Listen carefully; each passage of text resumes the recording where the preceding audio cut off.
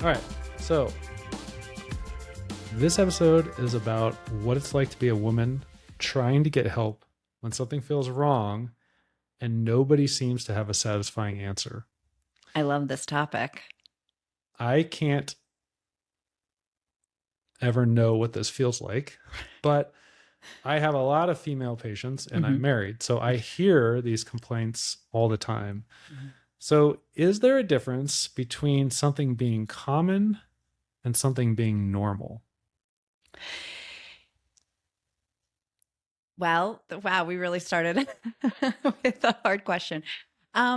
Okay, well, first off, I would like to just say that I am not a medical professional. This is all based off of my own experience. Just to give you a little bit of background of my being a woman for myself and my hormones, because I know that that's a really big driver for women and where frustration comes from. When I was 19, I was diagnosed with polycystic ovarian syndrome, which is being thrown around a lot in the last few years. I had no idea what it was when I was diagnosed. I didn't have a period for 19 months, or not 19 months, 10 months. And I knew something was wrong. I was gaining weight. I was really bloated. And I've always been athletic my entire life, but I always struggled with being, my BMI was high, or I was always considered overweight, but the doctors never told me why. So whenever I talked to doctors, they didn't know. So I finally got diagnosed and they didn't even really know what to do with me. They were like, run around more, eat less. Don't eat dinner, skip dinners, don't eat any sugar, don't eat any chocolate. Okay, fine. But then you have everybody else kind of telling you about, everything in balance. I promise I'll get to your question. I just think context is good here. And then recently, PCOS has been redefined as polymetabolic ovary syndrome, which has to do with metabolic health, which makes a lot more sense now for women that do have PCOS. Women who have PCOS, it comes out in different ways. It's not all one thing fits all. It shows up differently for every woman. So just wanted to preface that before we continue talking, because I will be probably referring to that a lot with my personal experience. So to go back to your question, I think that there are times when there are things that are going to happen in our bodies as women that will be normal, such as I'm 37, I don't have any children. There is the timeline of perimenopause, menopause. Every woman goes through that unless they've had procedures done because of health reasons and they're no longer able to have menopause. So that's normal. What was your other? Sorry. So this is actually a question that stumped Marissa. Okay. So I'll give you an example. Okay. Something that's, if you looking in sports, let's say if you looked at the sport of women's ultra distance. Okay. It's quite common for women to lose their menstrual cycle. Correct. That's not normal though. No, that's not normal. Yeah. Correct. So yeah. I think, depending on the context, something could be common and normal. I think it seems from my side, what ends up happening to women is they go through something that is normal for their bodies. Hi, Molly. Like perimenopause or something. And it gets minimized by normalizing it. Saying it's common, it's normal. It's basically and it makes people feel like, well, I'm the only one complaining about this. Right. And I think as a healthcare provider who doesn't deal with this kind of thing, but deals with, you see trends. Yeah. You tend to see trends where it's okay, this is a common trend, but that does not mean that it's normal. And so just because I see it all the time, you're an N of one, you're one person. So for you, that's 100% of what's going on. So for me to be it's common, you're fine, go lose some weight. It normalizes it. I mean, it's almost like the recommendations don't necessarily need to change, but the verbiage and the way things are explained or the way things are addressed needs to change. Yes, I would agree with that, but I also do think that some of the suggestions do need to change, because for women that have like PCOS or a metabolic syndrome, you like, it's not about eating less, actually. I mean, I think we were told, and again, I have done a lot of done a lot of the trend dieting all of my life, and and society and with women is also extremely difficult because everybody has an opinion on how everybody should be looking. But the the thing is that with PCOS and that kind of atmosphere, you are stuck with having to be, you're being told at the age of whatever to run around, eat less. That's actually not what you're supposed to be doing. You're supposed to be getting 8 hours of sleep. You're supposed to be eating, protein is such a trend word right now, and fiber and everything, but you should be eating a balanced meal. You should maybe take more complex blood work to see how does your body react to carbs versus fats versus protein. Um, it's it's the way that it's being delivered, but I also think that there's a lot of practitioners out there, from my experience, that don't know what to do with you. So they try to normalize it by just being like, well, if you just be more active because you're, and I'm like, I work out 5 to 7 days a week. I eat really balanced. I eat so healthy. And you're telling me I need to like not eat more, like cut back to what, 1,000 calories? Then isn't my cycle going to go away? Like, it just didn't make any sense. I think you're right, though. Like, a lot of things that women's bodies go through that are considered normal, like, it is very much like talked. It's not, it's looked at as not something that is like a common occurrence, even though we get our menstrual cycles every single month. You know what I mean? And like, that is how it's supposed to be. So it's it is, I agree with what you're saying, but I do think that a lot of the times what's normal isn't is sometimes either overplayed or underplayed because of like the trends out there in the health world, and especially with social media now. So then you feel the pressure then to just deal with it. Yeah. I mean, I feel the pressure. I mean, I have a lot of friends that don't have what I have, but like, I I struggle in different ways than a lot of my other friends do. And like, they also struggle with like endometriosis. And, there are other things where you're just like, they're told you just live with it. This is just part of it. You just got to live with it. And like, that's not the answer, because there has to, like, there's tons of science out there. There's, really smart people. There has to be a way to be able to like help and not minimize the severity of what somebody's actually feeling. Because I do think a lot of the times we as women, and I'm not speaking on behalf of everybody, but for me, like, if I'm having like my period and I'm having horrible cramps and I'm moody, like, it is what it is. And like, then it's blamed on that, or like, and there are countries now that actually give women off time when they're on their periods. And like, we can go further down that route, but like, it's a natural thing to happen to all of us, but it's also like, there are a lot of societal things that are happening around us. Stress can cause really bad cramping. Like, stress impacts the body so many ways.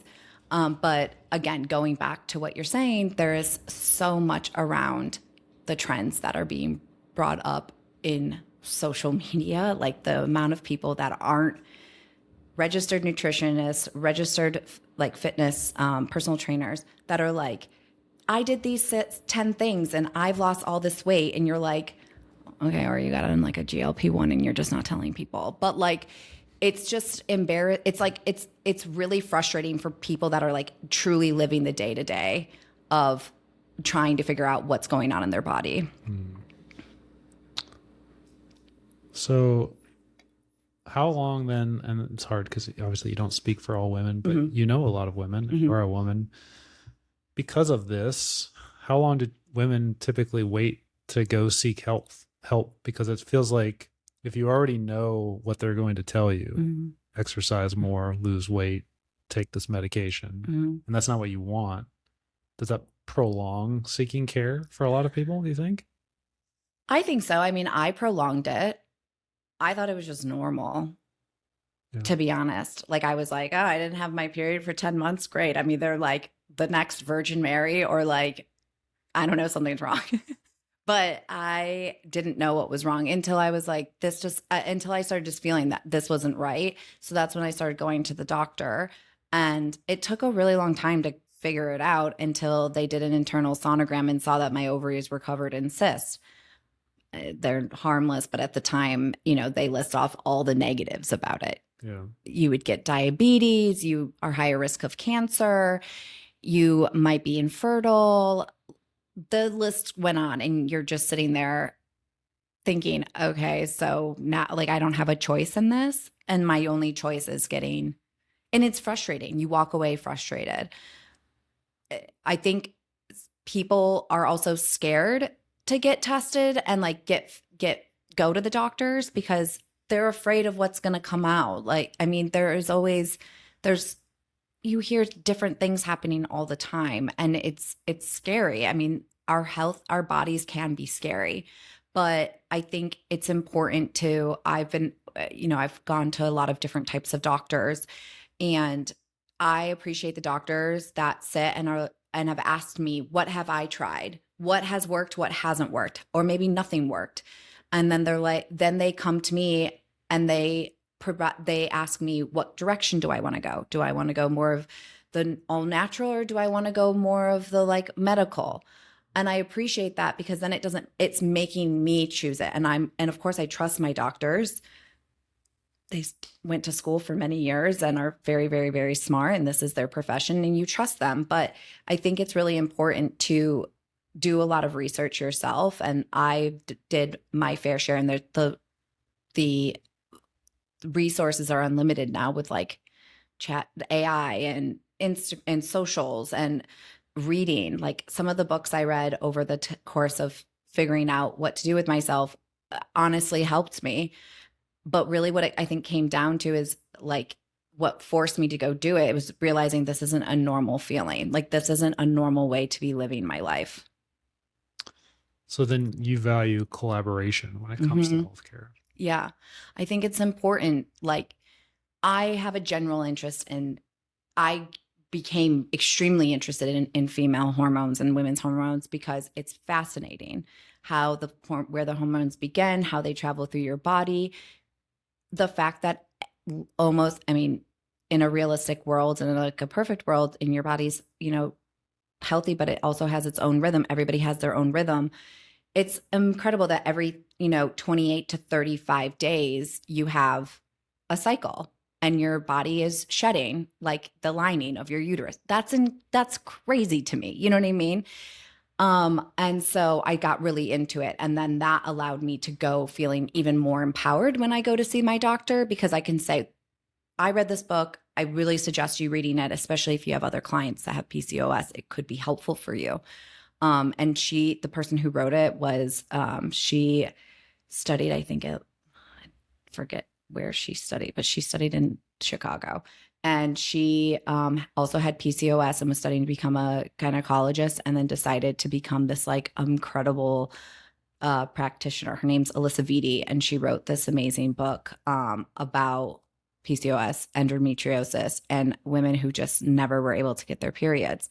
And it's like a protocol, and it's all about cycle syncing. She's like the OG who started cycle syncing. And that's what I did. I like got off of all birth control, because that's also the other thing. Everybody just threw metformin at you to stabilize your blood sugar, or birth control, because it would help with the acne and the getting you to have a regular period. That's not the solution for everybody. It could be the solution for some people, and that's great, but it's not the solution for everyone. So I think it is important to go out and do your research if you're really curious. How did your doctor react to you giving a book? Oh, she was great. She's my doctor in London. I love her.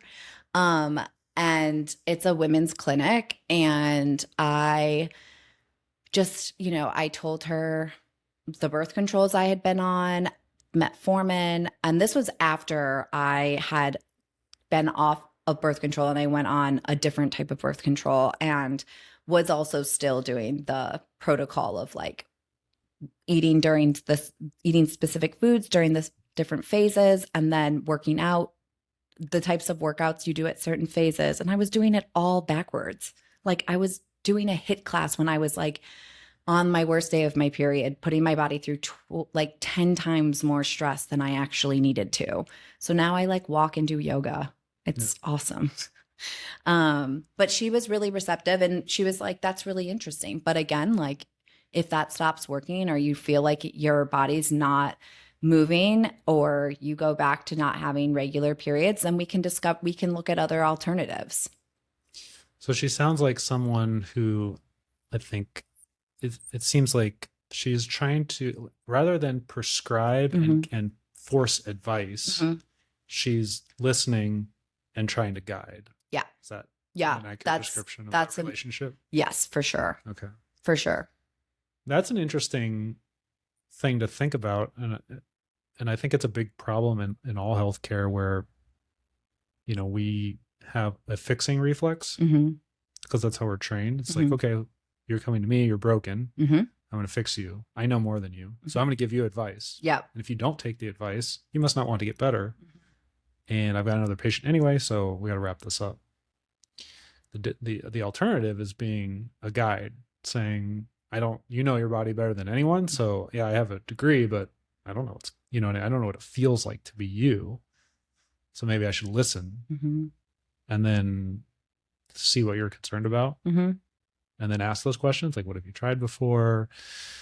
What do you want to do? Is there anything that's completely off the table? Because for PCOS, it's interesting because I know birth control can be a very popular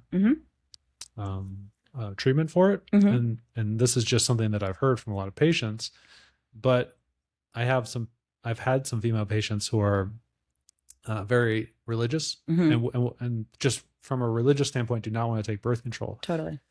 And they have signs and symptoms of PCOS that I can't diagnose, but when they're coming in for knee pain or back pain or whatever, and I always ask these female questions because I want to just get an idea of the whole health. And I'm sitting there thinking like, okay, I've got to co-manage because this person at least needs to be screened for something.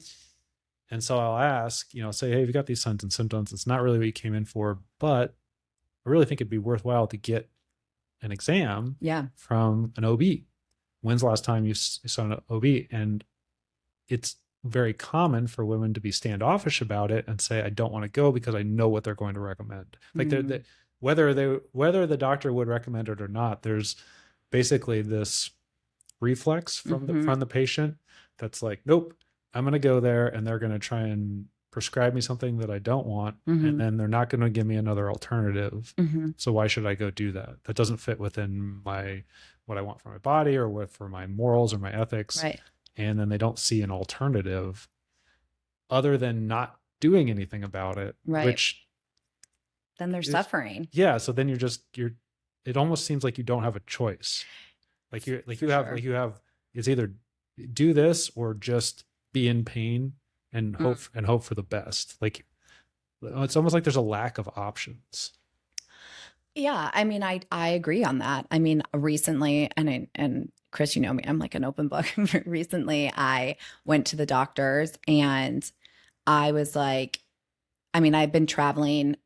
I've been on a plane every week since January 25th until May 5th. And my body, it took a toll on my body. And I thought my body was like, fine. And I was like, I got to go get these blood tests done because something's wrong. Like I feel puffy. I feel swollen. I feel like I'm getting fatter I'm gaining weight. And like, it just didn't feel good in my body, even though I was working out. And like, I went to see a doctor and I got my bloods done. And I was like, it must be cortisol.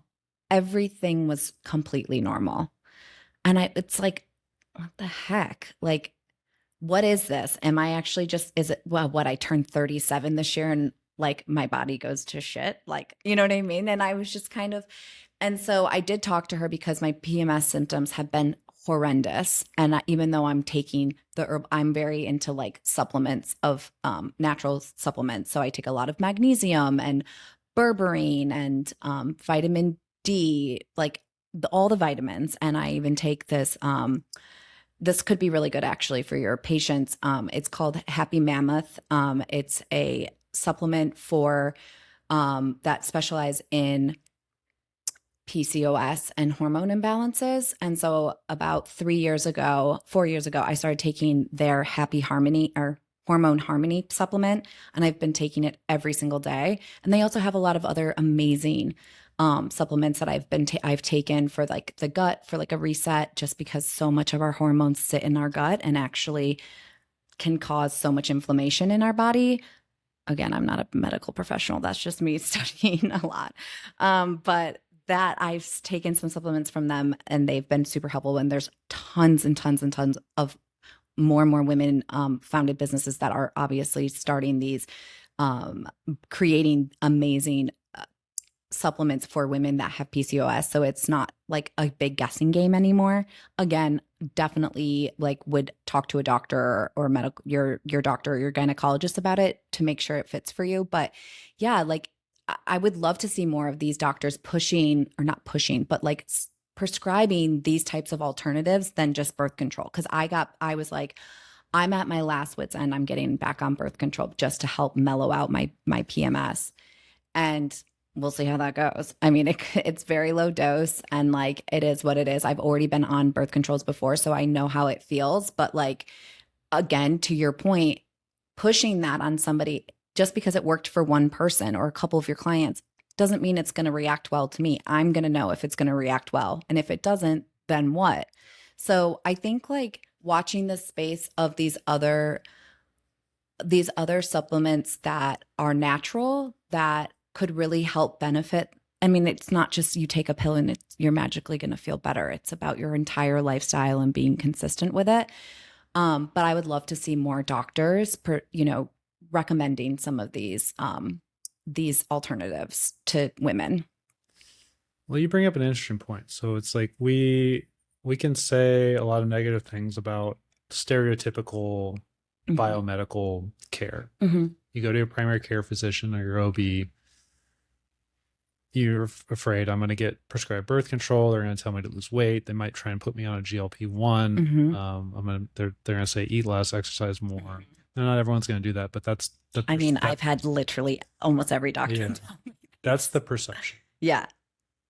Based on what I know, talking to physicians, there's research to support all of that. So they're not maybe doing a good job of looking at you as an individual. They're fitting you within like a group. They're you know what I mean? They're putting you in a group. Yeah. And saying, well, it works well for most of the group.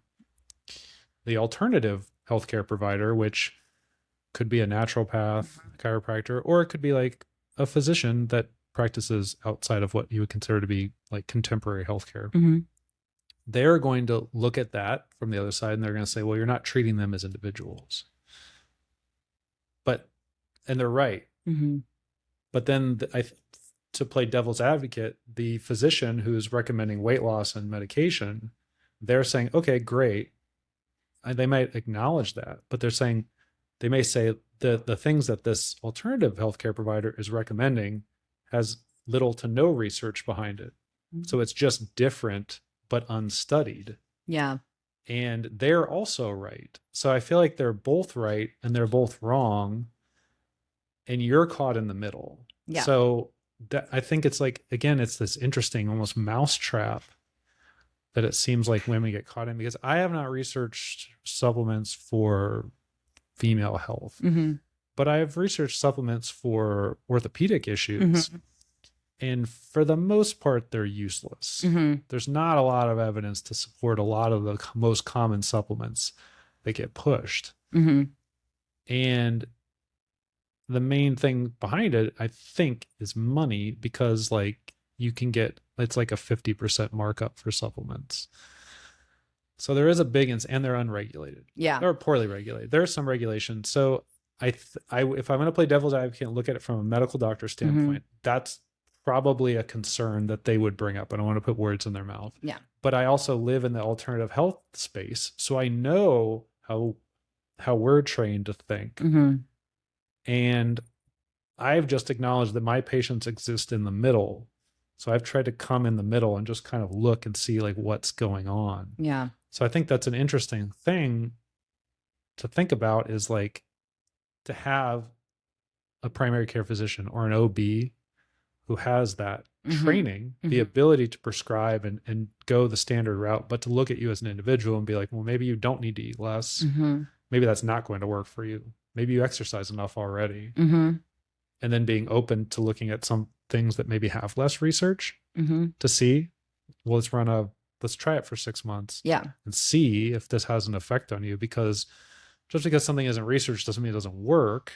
Yep. So it's kind of like, I don't know.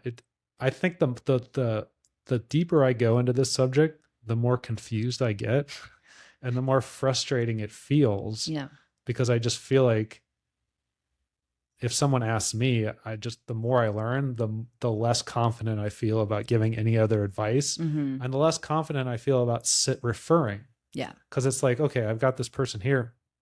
If I refer to an OB, are they going to be treated as an individual, or are they going to be treated as like, are they going to group them just, oh, this is generally good for women? Right. And if I send them to an alternative healthcare provider, are they just going to try and sell them some supplements? Are they going to use evidence-based care, or is this more of just like, Yeah.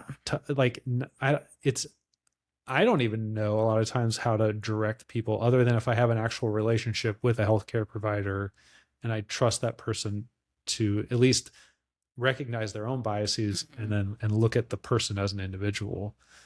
But I don't even know if a lot of those types of healthcare providers exist, because even like smaller private practices where physicians get to make their own decisions, those are few and far between now. So, if you work for a larger hospital or a bigger clinic, depending on how that clinic's run, you may or may not be able to recommend certain things or say certain things. Because I have felt that even just within my space working for chiropractic clinics, depending on how the clinic's run, there's certain things you recommend and certain things you generally don't recommend, even if that might be the right thing.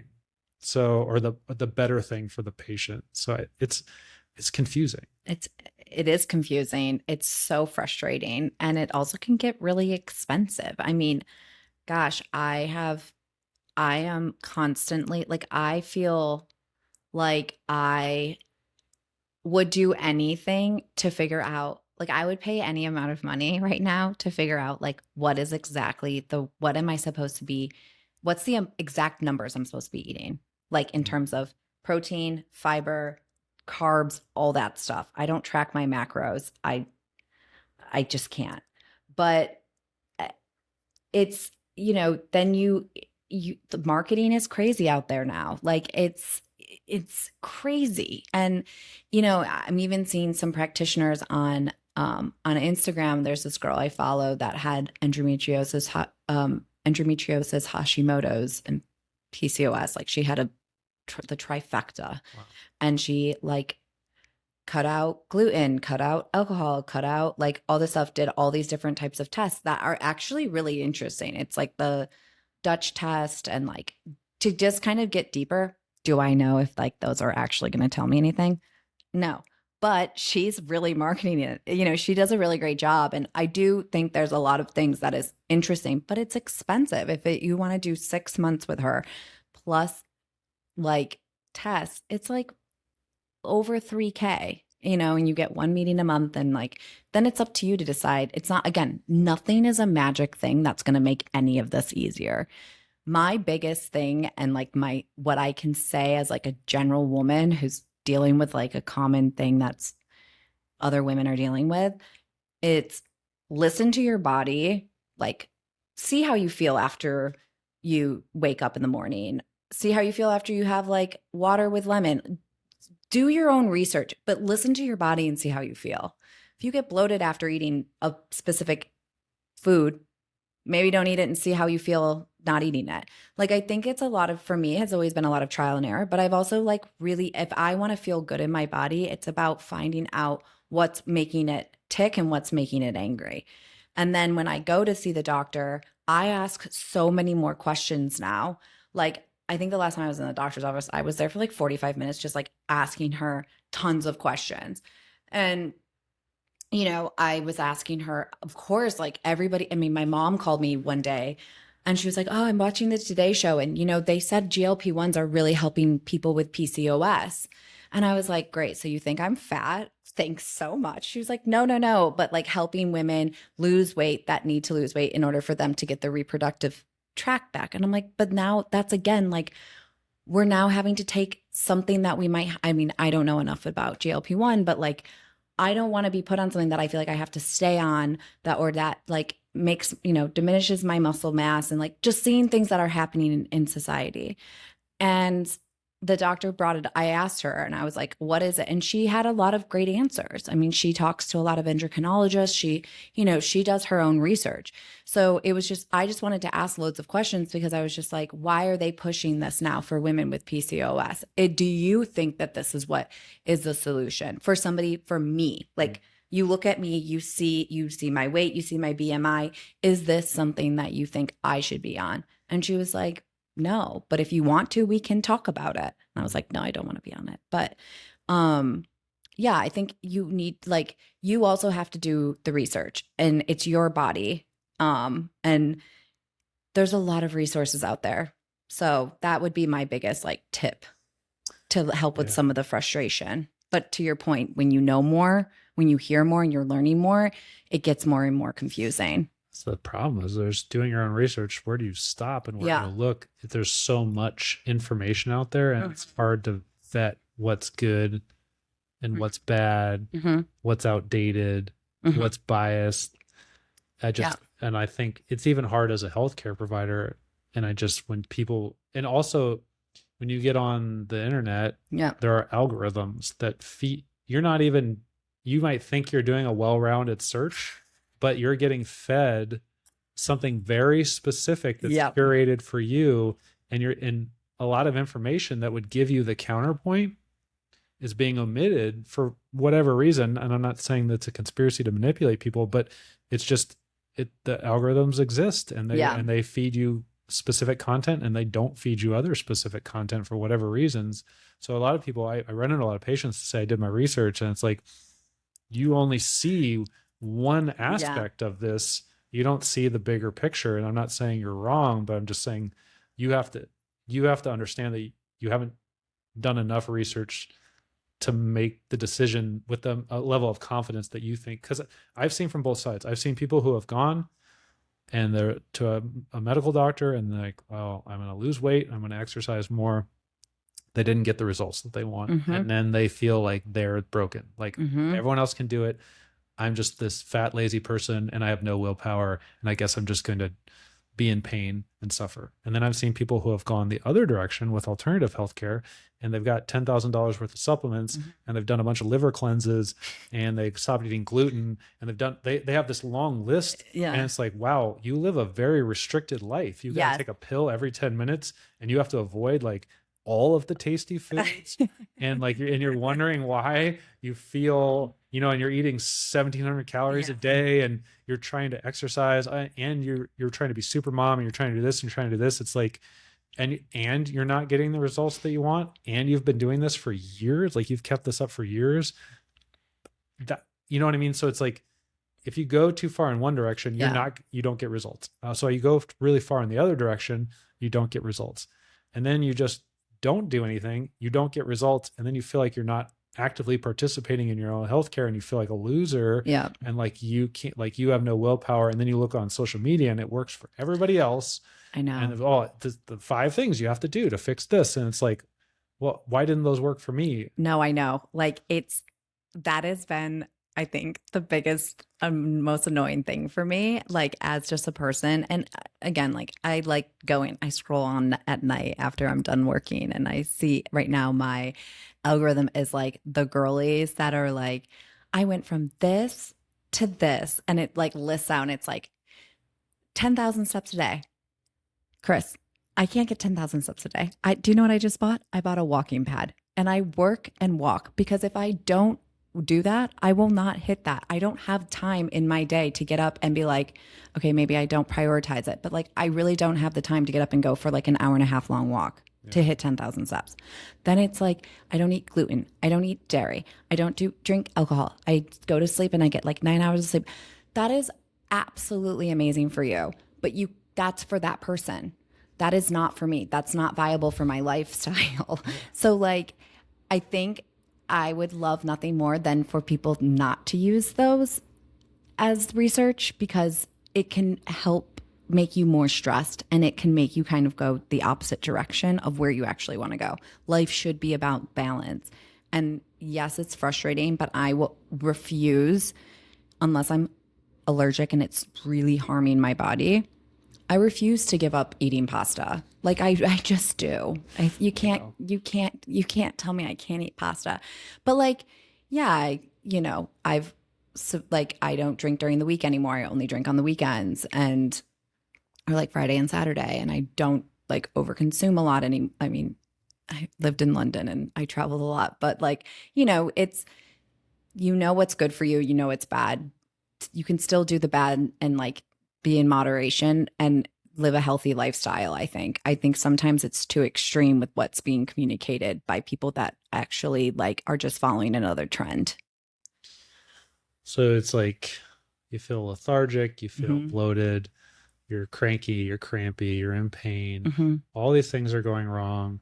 And someone says, well, you should sleep more. And it's like, okay, but all of these things affect my sleep. So I can't. Well, you should exercise more and then I'll help you sleep. And it's like, I have no energy to exercise. And also that's doing more harm to me during that period. And then you should cut out all these bad foods. And you're like, this is the only joy in my life at this point, is to have something that tastes. Let me eat the chocolate. Have something that tastes good. And if I tried to go on a diet before and it hasn't worked, so why is this time going to be successful? So it's almost like every recommendation, you're like, yeah, that would be great if not for these 8 things. Exactly. And then if I look at this thing, there's these 8 things that are preventing that.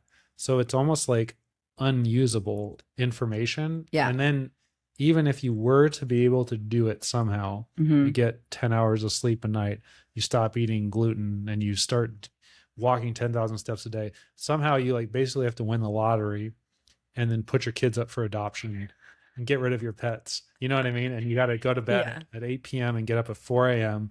And you have to make sure that like you're getting early morning sun and walking on the grass and grounding. Yes, grounding. And you've got to make sure you get like sun exposure, not too much sun exposure. Yeah. And your sunscreen better not have this in it. Otherwise you're going to die. And you can't eat too much of this. And it's like, it's overwhelming. So people eat tinned fish, but then don't eat tinned fish. Yeah. So people are like, well, I can't even get close to that. So what's the point? I'm just going to go to McDonald's and stay up late and watch Netflix.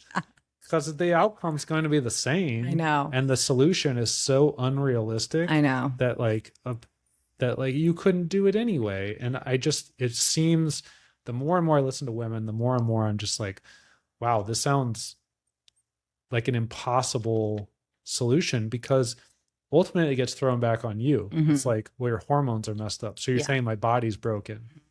Well, how do I fix that?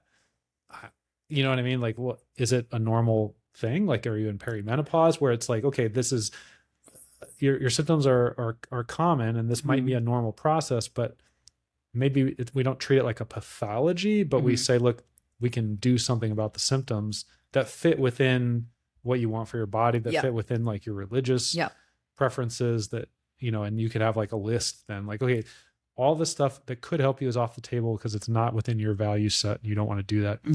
But this is what you could do. And then to your point before, if someone was more of a guide, more collaborative, then they could talk you through, like, you are missing out on some opportunities. You're making that choice. At any point we could go that direction, but I'm not going to talk to you about birth control because it's not what you want. Right. So we'll focus over here. But I don't think a lot of those conversations happen. No. And I also think that I think it's also like something that's common for most women, I would say, and maybe people disagree with me. There's 1 week out of the entire month I feel myself. All the other time I'm bloated. My pants feel tighter. That is the worst feeling in the entire world. I don't weigh myself because like it fluctuates so much. I probably could gain 6 to 8 pounds in a cycle. That's a lot of water. Okay. Like and then it's like, drink more water. Okay. I'm drinking all the water. Like, it's just, it is. And also like back to the topic around like birth control or like this being prescribed something, if there was a perfect pill or medication that made women's hormone cycles, whether that's natural or not, be perfect, and none of us have to experience pain or all the other symptoms that we get, or even going through pregnancy or postpartum, that would be out in the market and every woman would be taking it, and or they wouldn't be, or whatever. But there would be an answer. We don't have the answer. So there's no right or wrong answer here, what you decide to go with. You have to go off of how your body feels on something. And if for your morals, you don't want to be on a birth control or even taking like a medication, that's okay. Like there are so many other alternatives. I mean, look at how civilization started. They didn't have those things. They ate off the land. And gosh, I think like we sometimes get so caught up in everything and what's happening now and what's coming out now because we are all looking for quick fixes. We're really like, it takes a long time to build this body, and it takes a long time for our organs to grow, and it takes a long time for our brains and everything. Like our bodies are incredible. So we have to be a little bit patient with ourselves. Nothing, you're not going to like take a supplement or any kind of pill and wake up the next morning being like, I'm at my goal weight, I feel great, without having to work at it. I mean, for me, the biggest learning and looking back at like my journey of yo-yo dieting, yo-yo weight gain, loss, all this stuff, when I felt my best is when I was consistent. I was consistent with my water intake. I was consistent with when I was eating my foods. I was eating eating when I was hungry, like not being like, okay, it's been 3 hours, I have to eat even though I'm not hungry. It's been when I've been focusing on sleep. It's when I've been like not eating a ton of processed sugars and drinking alcohol, a lot of alcohol. God, I sound like I drink a lot. I don't, but anyway. And just like doing things that make me feel good, because what you surround yourself with also does impact you. So it's also, I think it comes down to being consistent. Like that's the biggest thing. So all these Instagram girlies that are like, I've lost this much weight in 6 months. Of course you have, because you've restricted yourself and you've been consistent every single day, and you're probably eating the same exact meal every single day.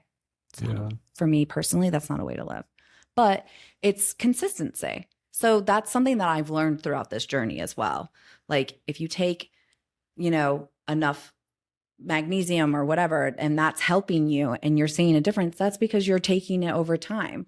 And I think I don't know, I just think that that's been like a really big part of my journey, is realizing the consistency. And I honestly just realized that probably like 2 months ago. Yeah. But then how do you maintain consistency? You travel a lot, I know, so but like then you got to pick and choose, right? Like I now know, like I'm going on Monday, I'm traveling for 2 weeks. I now know that like my eating's not going to be consistent. Okay. Like I'm going to be eating out a lot. I'm traveling for work. I'm not like, and what, I'm going to take canned tuna fish with me on the plane and like eat that in my hotel room? No, I'm going to enjoy life, because like I'm never going to have this experience again. Right. Like even if I do travel again for my work, it's not going to be the same experience. So why not like take in being in Milan and Paris? You best believe I'm going to eat pasta if I'm in Milan, and I'm going to definitely eat lots of butter and cheese when I'm in Paris. But like, then you get to come back home and you get back on your routine. Like you have to find balance, but there are certain things I like will be prioritizing: sleep, stress management, fitness, even if that means I get up an hour before I have to be at meetings and go for a walk or a run or do Pilates in my room, moving my body, drinking enough water. Maybe I won't be able to do all the things that I'm able to stay consistent with, but at least if I can do 1 or 2 in a day, amazing. I'm still aiding my body, and I'm still like fueling it the way that I need it to be fueled. You had said before that you feel like you feel good 1 week out of the month. Yeah. That's dismal from a male perspective. No, like truly. Like I have like, sometimes I have different sizes of pants, because I know that like if I put on the pants that I feel good in that 1 week, and I put them on like the week or 2 weeks before my period and they're tight, it's going to send me into like a spiral. So then I think like we've talked a lot about negative stuff, but if we think about positive things, what's that week like? What? Oh, I have like a I like look in the mirror and I'm like, yes, queen, you have abs. You like your hard work is showing off in that week. And you cherish that moment because you're like, next week I'm not gonna be here. But it gives you hope that like there's goodness in your body and like I feel so strong. Also, it's like I feel my strongest. I'm able to lift more. I sleep really well. I feel like a different person, but it makes me appreciate that week and it makes me appreciate my entire like work ethic as well. Yeah. Well, that'd be an interesting thing from, I guess, a therapeutic perspective is focusing on, because we can focus on fixing things, but maybe we'll go just for just for the sake of argument. Let's say your hormones are hormones. They're what they are. They're going to fluctuate. There's not a lot we can do about that. We can focus on the things that you like, the things that are important to you. And then we'd think, well, maybe how do we keep those part of the plan when you feel terrible? So if you value exercise, maybe the exercise needs to change to your point. Maybe, okay, like maybe you love going to CrossFit when you're feeling really good. You like lifting heavy weights, but maybe when you don't feel yourself, it is walking and it is yoga or stretching, or even if it's yoga at home. But you like put it into your schedule. So, nope, this is the time that I said that I was going to do this for myself because I know that I'll sleep better if I do an hour of yoga in my living room, but I want to wear pants that I don't want anyone to see me in, you know? And so like no one, maybe the being consistent is almost like more of like a macro level where people are like, well, I can't do this every day or every week. Well, maybe it's like, you know, during like the initial part of your menstrual cycle, you're doing this. And then during the later, you're doing this. And then the consistency almost from the outside would look like inconsistency because like 1 week you're doing this and then 1 week you're doing this. And you would say, no, if you step back and you look at the bigger picture, there is a very clear pattern here that I've figured out where you're not necessarily, maybe on a scale of 1 to 10, and 10 is just feeling the best that you've ever felt and 1 is the worst. Maybe, you know, let's say you get down to during your period at the worst time, maybe you're down to like around a 2 or a 3. Well, okay, well, at your worst, is there a way that we could make this like a 4 or a 5? Could we make it like it's going to be bad, but does it have to be that bad? Are there ways, have you found ways where you can take the edge off a little bit that doesn't necessarily rely on alcohol, medication, or injections or things like that? Yeah, I mean, I definitely have changed my perspective on fitness in my hormone cycle because growing up as an athlete, kind of didn't get to have that choice. God, I remember playing basketball games with some of the worst period cramps of my life, but you just fought through it. And then you're in this society and this fitness society where it's like, you got to do berries and these are all great workouts. Like I love going to berries. And when I lived in New York, I would go like 5 days a week, or I'd go and do like a really intense HIIT class every single day. That's not doing anything for my body. Now, could do great things for other people, but for me personally, it doesn't do anything.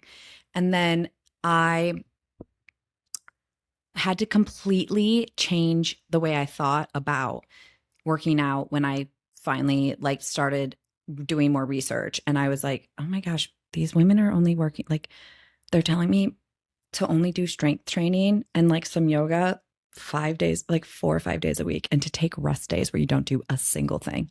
I don't even know how to do that. And it took a really long time, but I had to do it because like nothing else was working. And so I started really focusing on that. And I found the things that I liked doing during those different cycles. And when I'm like at my worst, when I know, like when I just am having a really bad body dysmorphia day, or I just don't feel great or I'm on my period, I'm like, I know going for a walk. I know just moving my body. And it's also like not thinking about how many calories you've burned. Um, Again, done the tracking of calories.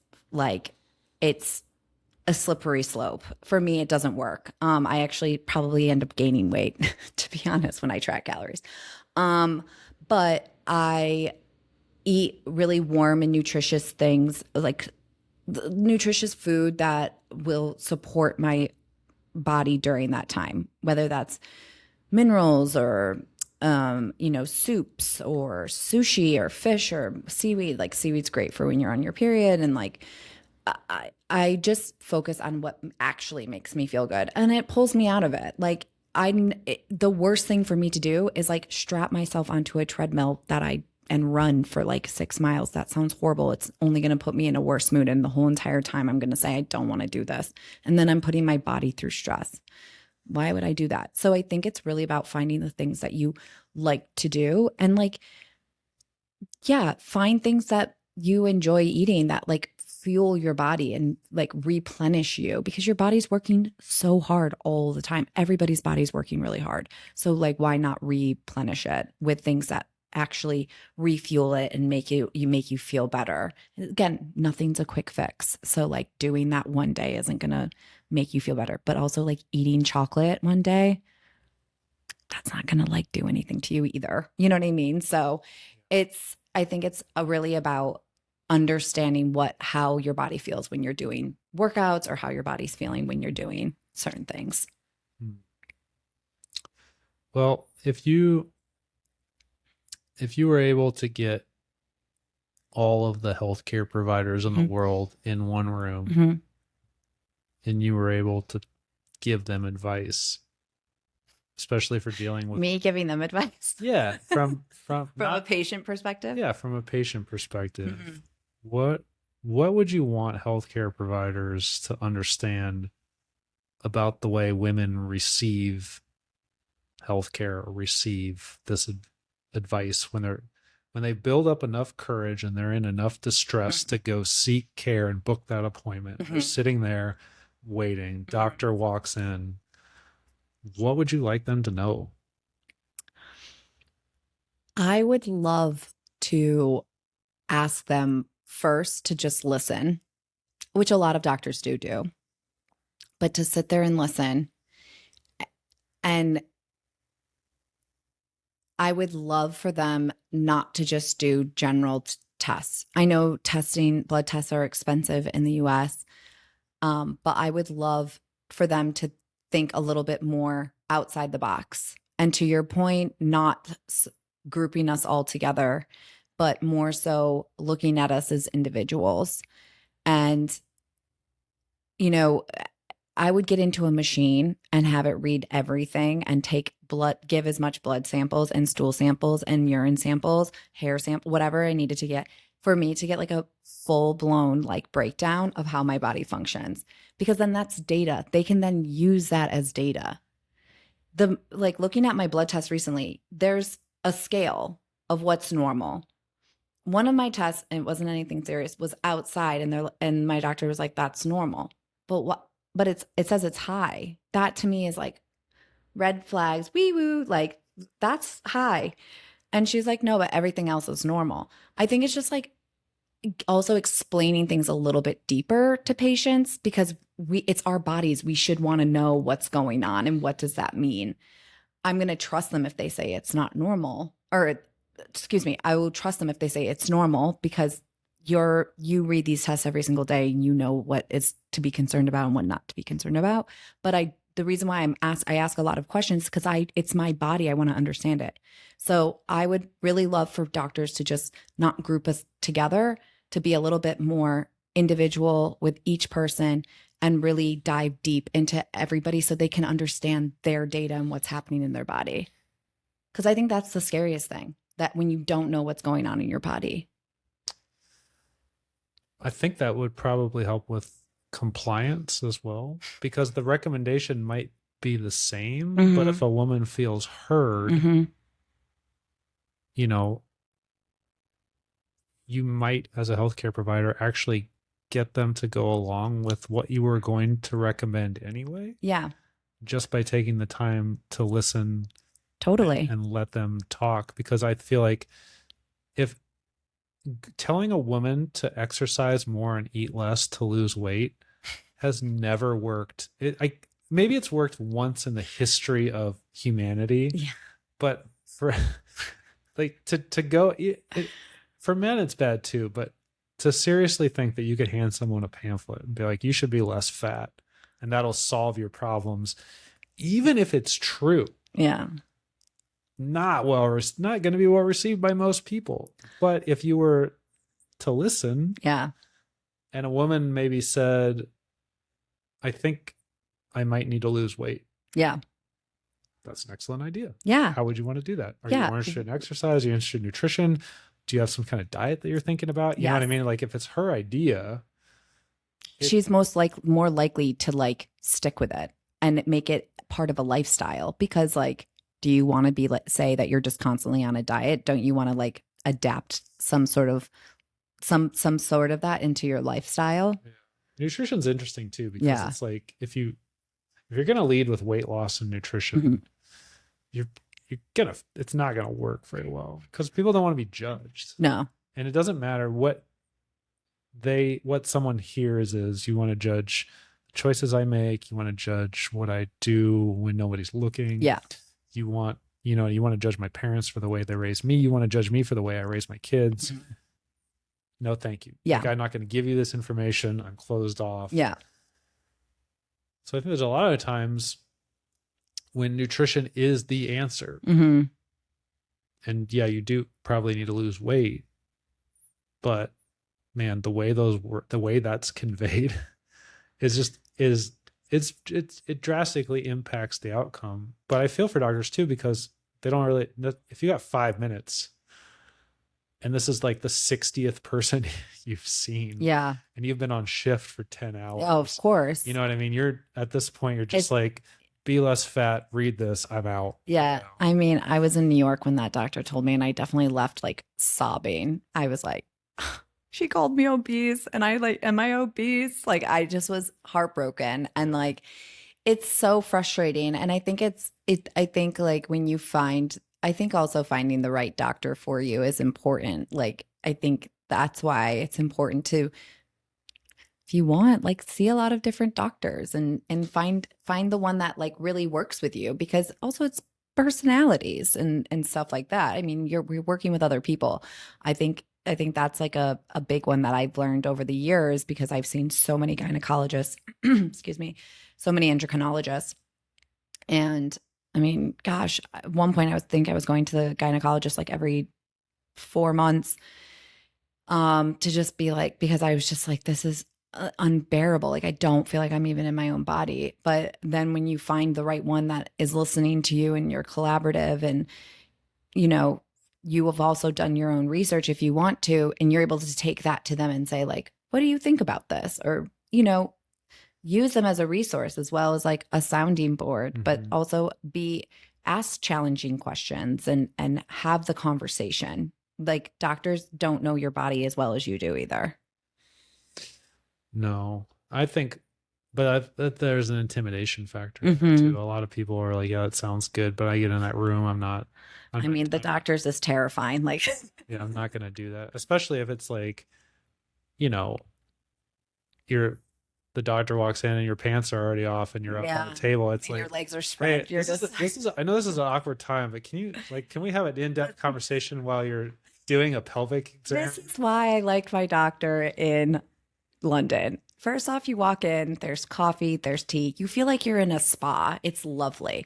Then you go into the office, like into the room, and the doctor comes and gets you, and you sit there next to her, and she's like, tell me what's going on. And then you go behind a curtain, you get dressed, and please, I feel so comfortable. She's asking me about like where I'm going on holiday. It's fantastic. I love it. I'm like going to go back to London just so I can see that doctor. I just picture it's like if I go in for a prostate exam and I'm like, while you're in there, I got a couple questions for you. This is a good time. This is a great time. I mean, you can't leave, obviously, because you're there. There's nothing worse than getting out, I'm going to say this, an IUD while a doctor is trying to have small talk with you. It is one of the most, okay, I have not Oh, had children, but it is horrible pain.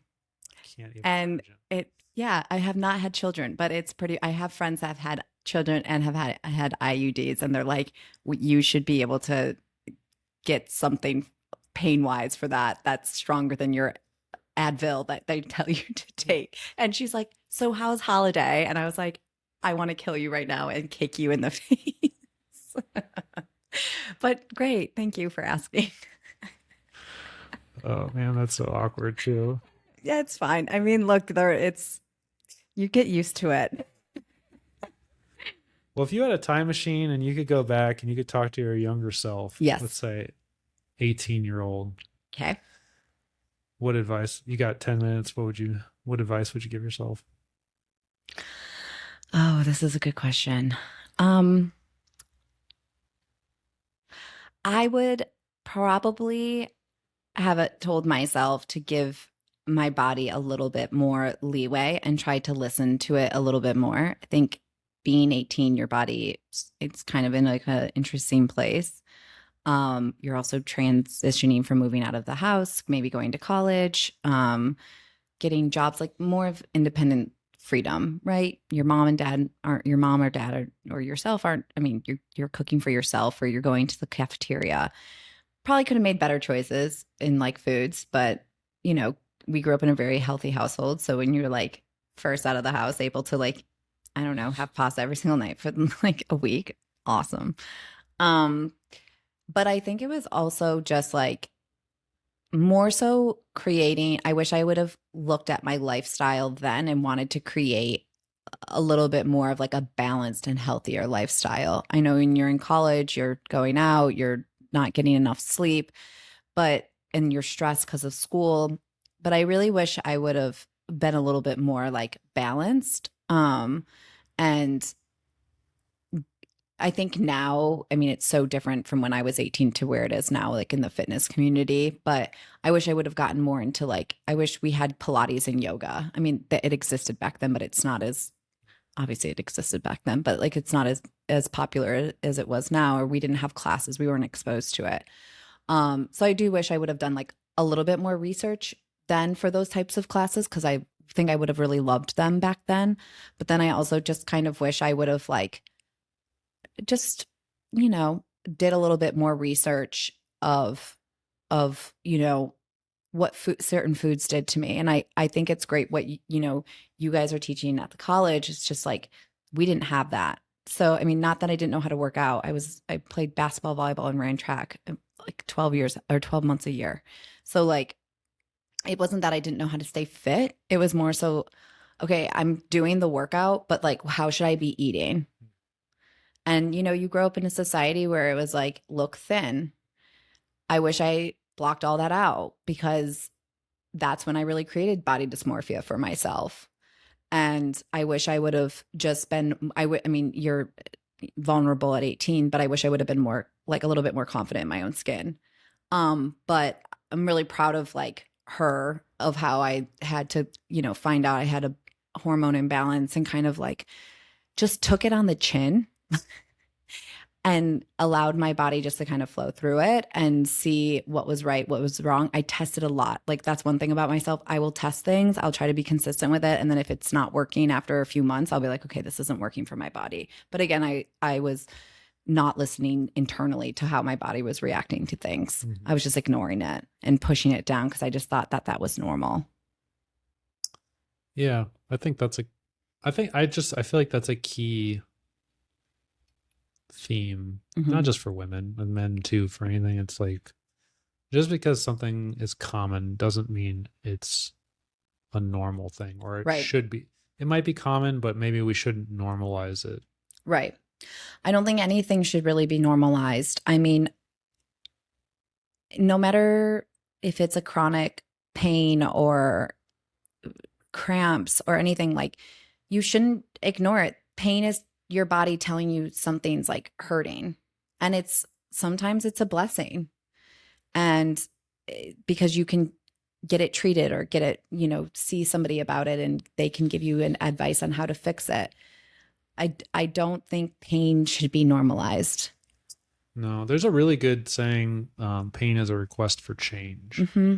I like that. So I like, what I like about it is it doesn't mean that you're broken. It might actually, that might be normal, Mm-hmm. what you're going through. Like if you break a bone, Mm-hmm. there's going to be pain. That would be normal. That's for normal. for that. Mm-hmm. But depending on how you broke it, if you had osteoporosis, well, that might be a request for change. There's something going on. You need to get that looked at. Right. You need to change your diet. You need to exercise. Maybe you do need medication. Maybe there's something else going on that needs to, so your body's telling you, hey, this is a problem. Yeah.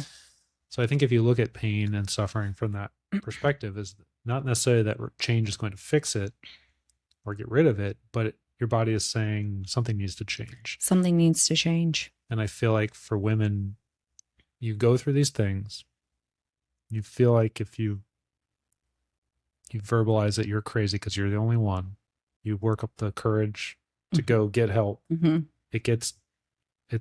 You're told this is very common. Mm-hmm. This is normal. Mm-hmm. Your blood work's normal. Mm-hmm. And you're like, I only feel normal a quarter of my life. Am I nuts? So Called being a woman. yeah. So I think when I was thinking about doing this episode, I was like, Mm-hmm. this isn't my expertise. I'm not medically, and I'm not a woman.